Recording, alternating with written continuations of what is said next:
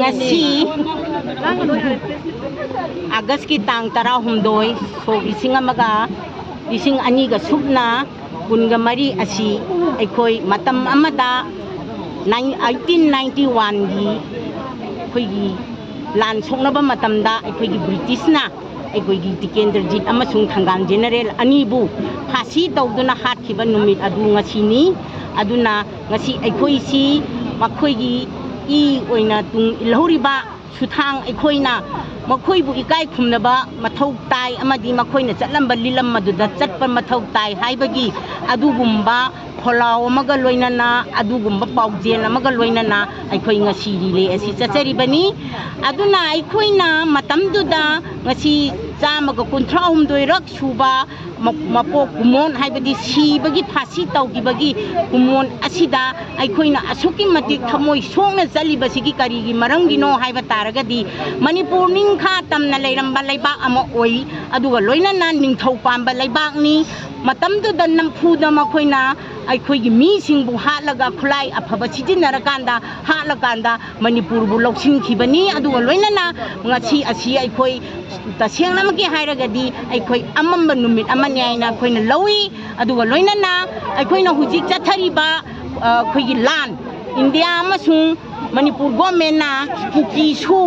thadoaga makhoigi designated camp da thamdabida amadi atopa lamdagi chin kuki changakpada hanna yengdadana leiriba haiba simak aikhoi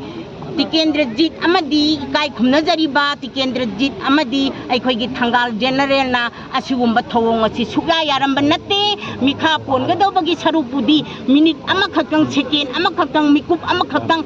ningkha tamaga sijaki ge haidana adugumba khanba adugumba mioi singakani adu aikhoi hojik leiriba Manipur gi macha sing chim oigera tam oigera loinabak aikhoi Tikendrajit amasung Thangal General gi ngakani aduna aikhoina ningkha tamna leiba haibase aikhoi mahoksadagi chanaralaba adugumba chanaron chat amada laaba maitai gi amadi Manipur gi oiba adugumba iram ngakani aduna aikhoina huji uri basi karino haiba taragadi Tikendrajit amasung Thangal na ningkha tamnabagi damaktadi mathwai khubakta hapaga mafam sida phasi tawrakanda aduga hicham yaicam patta aikhoigi mai churakanda sanskar tawrakanda poloirakanda akoina khangi madudi makhoi sing ado Manipur gi damakta thawai ka thokpa pamu khidaba mioi singni makhoi gi khongbul akoina libam thoi makhoina pamam thabak thawong sing akoina tawbam thoi aduna akoina hujik leiriba situation sida democracy ni di hairaga India ama sing Manipur government na aikoi ta tawriba thaba asidi democracy gi wahan thoktu di laitre aduga loinana Manipur da landarak pa haibase India da landarak pani haibase moina kaukhopadongna tawribase masi aikoina sungya yabam thokte aikoigi ipu oigraba aikoigi ipu sing Thangal General amandi pauna Tikendrajit na sungya yagidaba adugumba pot ama oibanina aikoi Manipur gi macha singna su makhoigi lilamda chalakanda India na tawriba thabak chin kuki na tawriba thabak aduga su kuki na tawriba thabak mayam se magi mafam da inthijana leihangiba amadi India na law and order phajana chatpa achi pami India na law and order chattabana maram oirakanda Manipur gi maman yamlaba isa mayam ama village gi volunteer sing aduga maman yamlaba mi mayam ama thawai khubakta hapaga sigiribani karigi damakta sigiribano haiba taragadi Assam Rifle na chingba paramilitary forces singsina aikhoigi ngakpibagi mahutta aikhoigi leijariba lamdudagi puthora chin kuki amading su kuki singda mai thadok hangiba haibase masi India gi chaurba soiba amani haibase thamjari aduna Manipur da leiriba aikoi punamak Manipur masa aikoina akhoigi Thangal General mandi aikoigi ikai khumnajariba